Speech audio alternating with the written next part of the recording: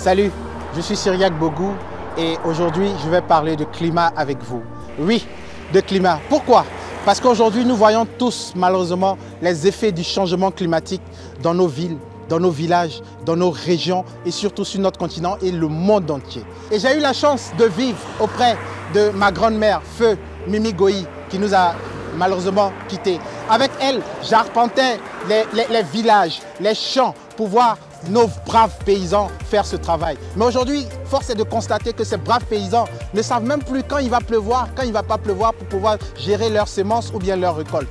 Je m'engage aujourd'hui auprès de l'AFD, donc l'Agence française de développement, pour vous faire vivre un road trip, un voyage sur les initiatives du climat. Comment le financement de cette agence française a de l'impact sur nos populations et voire même notre pays. Je ne peux pas en dire plus, mais je vous laisse nous suivre dans ce road trip.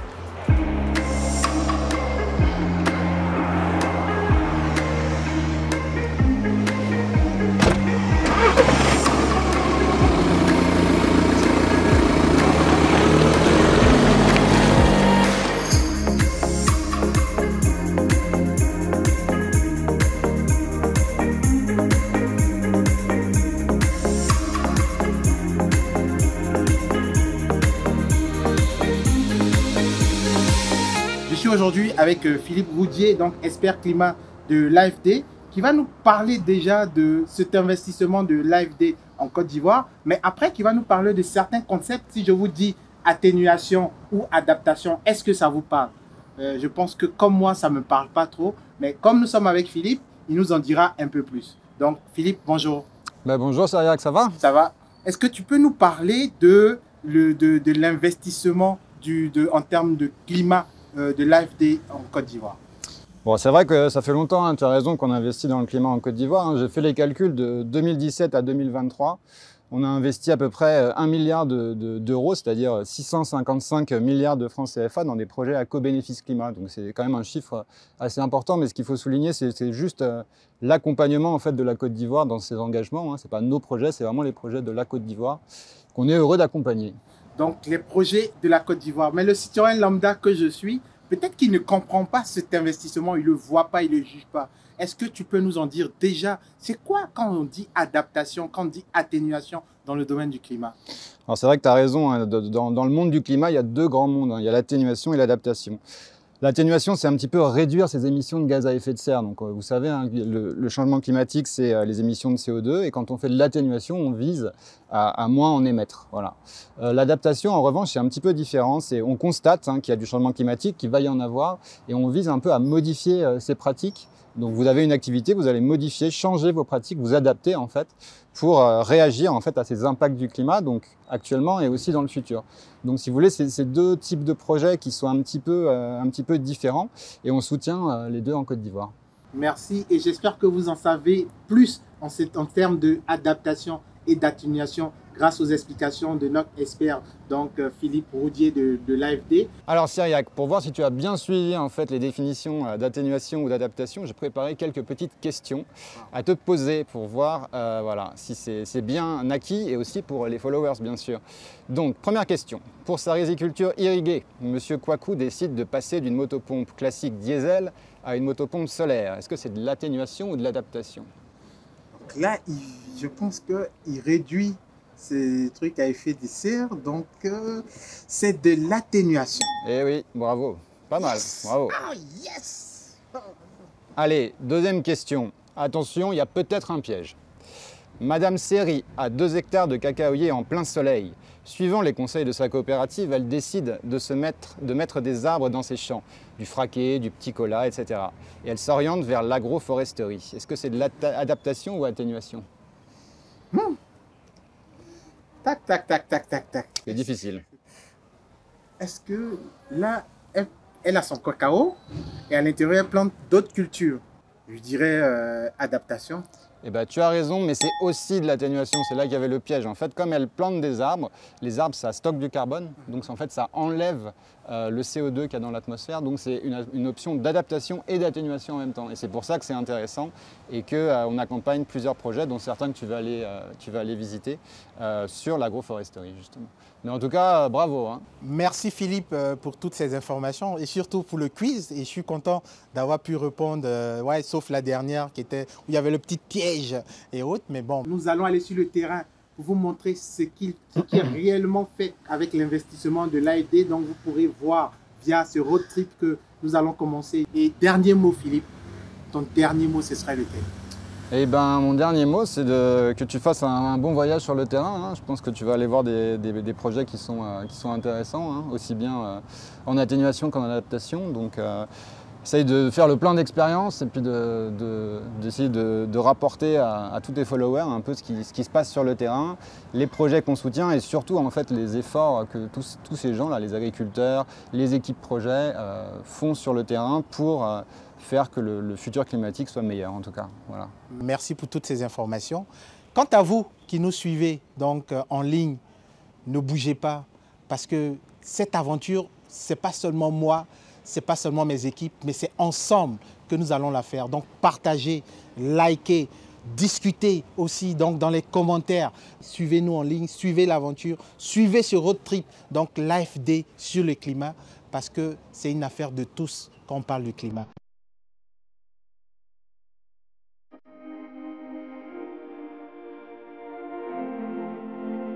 Là, nous partons à la Sodexam à la découverte du projet Vigiclim, dont a parlé l'expert de l'AFD. Donc, c'est dans tout ce qui est météorologie. Donc, on va voir à quoi ça sert ce projet et comment il s'implémente dans la vie de nos agriculteurs et de la population, surtout dans la lutte du changement climatique.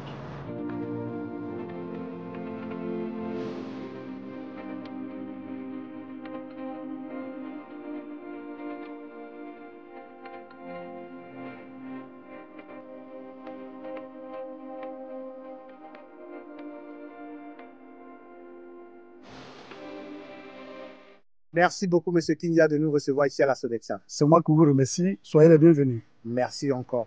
Donc, à la Sodexam, vous travaillez sur un projet qui est Vigiclim. Vous pouvez nous en dire un peu plus? Ok, effectivement, le projet Vigiclim, c'est un projet que l'État de Côte d'Ivoire a initié. Le projet Vigiclim, c'est un système de vigilance, d'alerte des services climatiques et météorologiques pour fournir des services aux usagers. En un mot, c'est pour moderniser le service météo de Côte d'Ivoire. Le projet Vigiclim a 5 composantes. La première composante, c'est la fourniture et installation des systèmes d'observation. La deuxième composante, c'est les systèmes d'information. La troisième composante, c'est la construction du centre opérationnel, c'est-à-dire le centre d'alerte précoce, où il y aura aussi le centre régional d'étalonnage et de maintenance d'instruments au niveau régional. La quatrième composante, c'est le renforcement des capacités du service météo et en général de la Sodexam. Et la cinquième composante, sont des applications agrométéorologiques et les prévisions de multirisques au niveau national. Tout ce système intégré permettra à l'État de Côte d'Ivoire de faire des prévisions plus détaillées. Nos prévisionnistes pourront utiliser tous ces systèmes, ces stations qui seront installées et ces systèmes qui seront déployés pourront faire des prévisions à maille fine. Est-ce possible de nous faire visiter le centre de prévision de la Sodexam? Ok, je vous y invite. Nous allons aller vers la salle de prévision météorologique de la Sodexam, où vous allez voir comment est-ce que les systèmes sont utilisés par les prévisionnistes.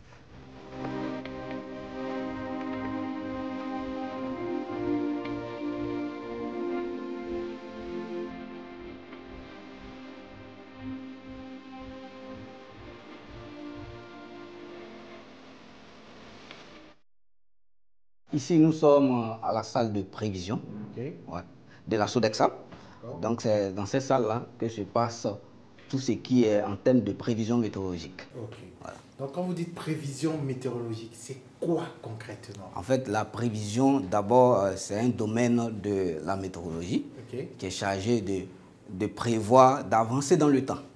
Avec les différents paramètres météorologiques, soit les paramètres primaires qui sont la température, le vent, l'humidité, la pression atmosphérique. Donc, c'est ces paramètres-là qu'on on fait évoluer dans le temps pour donner une prévision météorologique. Mais pour faire évoluer ces paramètres, il faut bien évidemment avoir des outils. Donc, ces paramètres nous sont fournis grâce à des stations météorologiques. Donc, actuellement, nous avons 14 stations synoptiques étendues un peu sur l'ensemble du pays. Et avec le projet Vigiclim, on va aller jusqu'à 31 stations. Ces activités-là sont faites par des ingénieurs qui font une veille météorologique. Donc, ils travaillent 7 jours sur 7, 24 heures sur 24. Nous sommes à l'ère du changement climatique, donc on a une variabilité des phénomènes météorologiques. Donc, sans cette veille-là, ça sera difficile de pouvoir capitaliser. Et au-delà de ça, ces informations aussi sont utiles à nos parents paysans. Parce que grâce à ces informations, ils peuvent planifier soit les semis ou la récolte de leurs produits. Nous avons l'outil du projet Vigiclim, qui est Synergie Web. En fait, c'est un outil web très performant qui nous permet d'allier à la fois les observations, d'allier à la fois les modèles, d'allier à la fois l'évaluation des messages aéronautiques et d'allier à la fois les tâches par rapport à chaque prévisionniste. On aura un radar.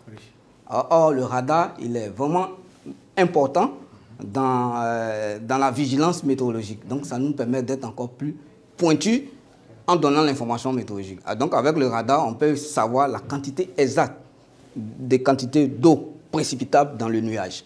Donc, on peut dire que dans ce nuage qui arrive, il peut prévoir, par exemple, 300 mm de pluie. Donc, on sera encore plus précis. On encourage la population à faire corps avec les informations météorologiques pour organiser et planifier les différentes activités.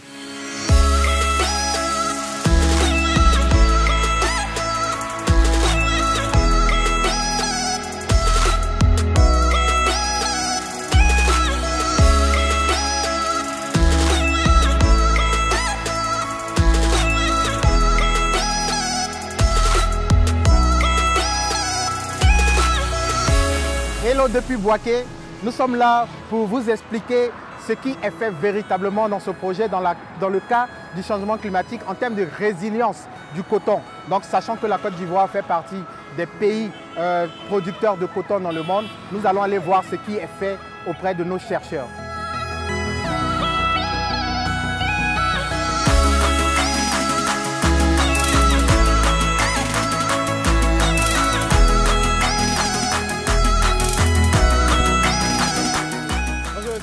Bonjour, M. Syriac, comment vous allez? Très très bien. Donc si je comprends bien ici, c'est là que la magie s'opère. Oui. Ici, nous sommes en face d'un tunnel dans lequel nous sélectionnons des variétés qui résistent au manque d'eau. Quand vous dites manque d'eau, c'est-à-dire? Nous sélectionnons des variétés qui peuvent utiliser la plus petite quantité d'eau pour faire leur croissance et donner de la production, c'est-à-dire des cotons-graines. Wow. Donc, pas beaucoup d'eau. Pas beaucoup d'eau, puisque nous sommes dans des conditions de sécheresse, conditions de changement climatique. L'eau est vraiment utilisée de façon rationnelle. D'accord. Donc là, est-ce qu'on a la possibilité de voir la magie qui est faite chez vous ici? Monsieur Syriac, on peut venir à l'intérieur. Ici, vous rentrez. Merci beaucoup, monsieur le directeur. Voilà. Wow. Ici, nous sommes dans le tunnel. Nous avons des gobelets. Nous faisons la sélection de variétés contre le stress hydrique, c'est-à-dire le manque d'eau. Et dans ces godets-là, nous faisons la germination des variétés, compte tenu du fait que nous n'avons pas assez de semences. Et après la germination, nous faisons ce qu'on appelle la transplantation dans les différents pots. Et lorsque les plants sont dans les pots, nous ajustons l'eau. C'est-à-dire nous apportons différentes quantités d'eau pour voir quel serait le comportement de ces variétés en fonction de ces différentes quantités d'eau que nous apportons. Et après, parmi ces variétés, nous verrons la variété qui résistent mieux au manque d'eau, puisque c'est ça qui est l'objectif de notre travail. Ensuite, quand on a la variété qui résiste mieux au manque d'eau, nous allons en grandeur nature, c'est-à-dire à la station coton, les planter et voir leur comportement. Et ensuite, nous pourrons faire des mesures agronomiques pour pouvoir tirer le meilleur de ces variétés et pouvoir les proposer à nos parents producteurs.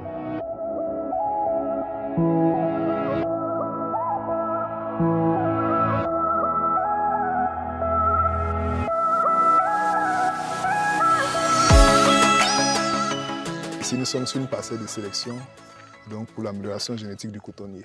Quand vous dites parcelle de sélection, vous faites allusion à quoi? Oui, c'est une parcelle de sélection, c'est-à-dire qu'on a un ensemble de lignées, c'est-à-dire qui constituent des éléments qui sont issus d'un croisement, donc d'une descendance issue d'un croisement, à l'intérieur duquel on va choisir des individus qui présentent des caractéristiques d'intérêt.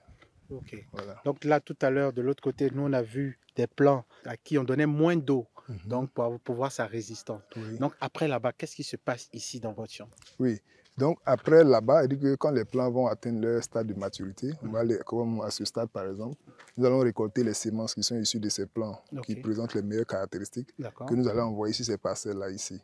Voilà, donc ici, il y a d'autres paramètres qu'on va évaluer et à la fin, on pourra choisir même encore à l'intérieur de ces populations qui auront été semées, certains qui présentent des caractéristiques qui nous intéressent. Donc, quand vous dites caractéristiques qui vous intéressent, c'est quoi concrètement? Voilà, donc la résistance à la sécheresse, ça veut dire que le manque d'eau, ça veut dire que par exemple, si les pluies ne viennent pas comme il se doit, il faut que la plante puisse résister. Voilà, et comme le paysan, par exemple, si les pluies se raccourcissent à cause du changement climatique, il faut que la plante soit capable de produire dans un laps de temps pour que le producteur puisse capitaliser son investissement.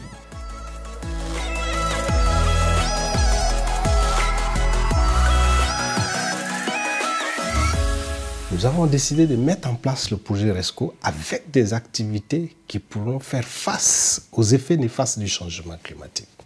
Donc ce projet a 4 composantes. La première composante qui est liée à la durabilité du cotonnier, qui est un projet qui permet de relancer tout ce qui est comme recherche qui va s'adapter aux effets du changement climatique. Et c'est le Centre national de recherche de Côte d'Ivoire, qu'on appelle le Centre national de recherche agricole, qu'on appelle le CNRA, qui travaille sur toutes ces innovations que nous sommes en train de mettre en place. Dans la composante 2, nous allons parler de tout ce qui est comme productivité et tout ce qui est comme professionnalisation. Donc, en termes de productivité, nous allons essayer de mécaniser et de motoriser aujourd'hui la production de coton. Nous avons déjà commencé la préparation des sols avec les labours, avec les tracteurs. Nous sommes arrivés au deuxième niveau qui est le traitement phytosanitaire avec les drones. C'est dire quoi? Traitement phytosanitaire avec le drone. Par le passé, nos parents utilisaient de longues pompes avec des produits communautaires. On met soit le produit au dos et vous voyez à un certain niveau du cotonnier, le producteur ne peut plus avancer. Donc il fait des chutes, le produit se verse soit dans le champ où le producteur lui-même est contaminé, malgré qu'il a des outils de protection, mais il y avait quand même des risques. Et il faut traiter un hectare en un jour ou en 2 jours. Aujourd'hui, avec le drone, vous allez traiter l'hectare en 10 minutes et le producteur a de fortes chances de ne pas être touché par une seule goutte du produit. Donc protéger la santé du producteur, épargner aussi le producteur de toute cette forme de toxicité. La troisième composante qui est liée à la commercialisation. Parce que le coton, quand il est produit, il faut le commercialiser, il faut l'évacuer du champ qui est au niveau des villages vers les usines de dégrainage qui sont situées en ville. Et il faut emprunter des pistes rurales. Ces pistes-là sont considérablement dégradées. Il y a un fort taux de dégradation de ces pistes avec ces effets du changement climatique. Pourquoi?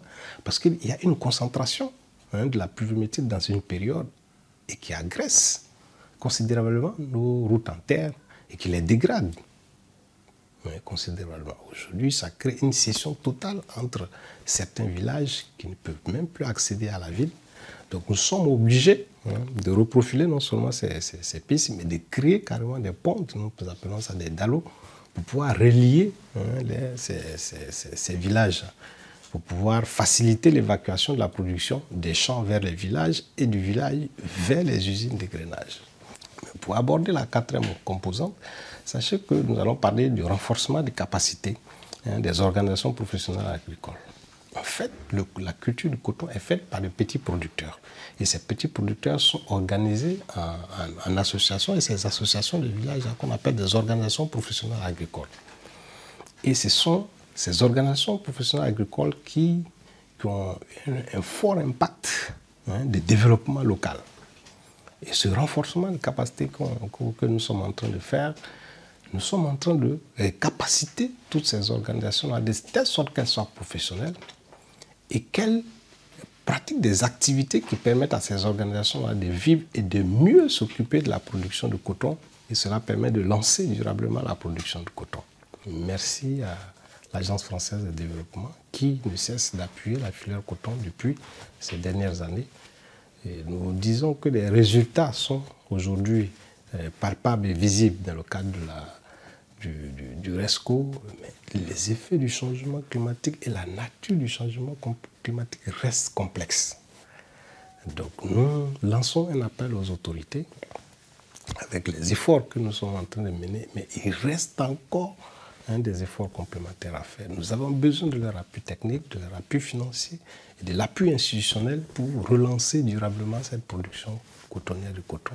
Parce que le coton est la locomotive économique du Nord et contribue considérablement à la sécurité alimentaire de toutes les zones de production de coton de Côte d'Ivoire. Là, nous sommes en direct d'Adzopé. Avec Philippe, on parlait des investissements de l'AFD dans le climat en Côte d'Ivoire. Mais c'était peut-être abstrait parce qu'il y avait beaucoup de chiffres. Mais là, on va vous emmener tout à l'heure dans des plantations pour qu'on voit concrètement comment cela a de l'impact dans la vie des populations. Aussi, comment il y a cette collaboration entre la population et les autorités locales. Et c'est ce qu'on veut vous emmener à voir. Donc, n'allez pas loin, suivez-nous juste, suivez-nous juste.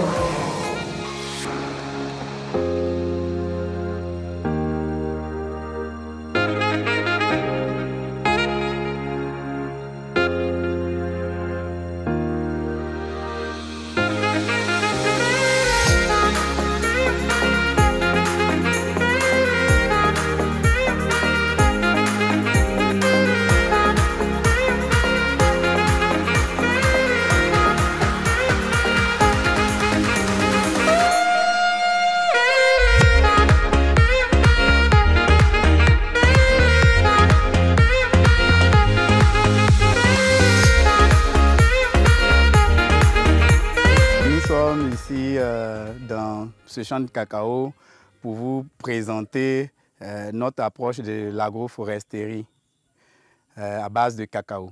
Agroforesterie, pour ceux qui ne connaissent pas, c'est quoi? L'agroforesterie, pour dire simplement, c'est associer sur une même parcelle des cultures avec des arbres forestiers. Donc ici, nous avons par exemple un Ivinja gabonensis qui est appelé le clé, qu'on a implanté ici. Et la présence de ce Ivinja sera bénéfique à tous les cacaoyers aux environs par la fertilisation qui provient de la litière, c'est-à-dire les feuilles qui vont tomber vont permettre de fertiliser le sol. L'ombrage que va engendrer cet arbre va permettre de protéger les cacaoyers à proximité. Et donc l'Ivinja aussi étant présent va permettre une conservation de l'humidité dans le sol, ce qui luttera contre la sécheresse. Donc notre approche vraiment de l'agroforesterie est faite du fait qu'on apporte un arbre pour résoudre un problème lié à la cacaoculture dans une zone. Les plantations qui sont âgées, qui ne sont plus productives, les producteurs ont tendance à les délaisser pour aller couper de nouvelles forêts et encore pire, aller agresser la forêt. Donc, pour mieux lutter contre, en tout cas, ce phénomène, il faut les aider à réhabiliter la plantation qui ne donne plus. Pour que les champs qui sont vieillissants, qui ne donnent plus, puissent encore reprendre de plus belle. Ainsi, on on a la chance de garder un peu de forêt et aussi de ne pas aller agresser la réserve qui est à côté, qui est nos biens à nous tous.